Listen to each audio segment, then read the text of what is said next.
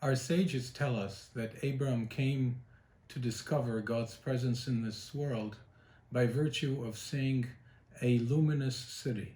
What does it mean, a luminous city? It could mean one of two things. It could mean that Abram saw the power of vitality permeating and emanating every living entity in the world. Abram was sensitized to God's luminous presence in this world. Another perspective is that Abram saw a world in flames. Abram saw a world replete with wars and poverty and pain and disease and pandemics.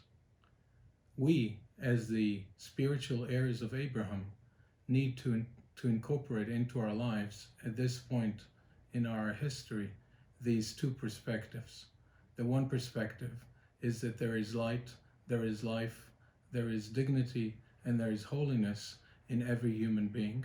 And secondly, that our world is burning, that our world is in flames, that every day as we watch the news, we see to our dread how the numbers of people affected by the coronavirus is constantly on the rise.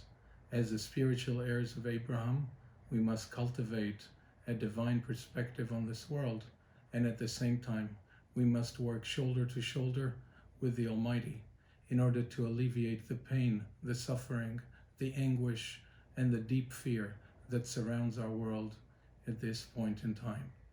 To be a descendant of Abraham is to look at the world in holiness, but also to take holy actions in order to try and alleviate as best we can the suffering and the darkness inherent in our world in this point in time.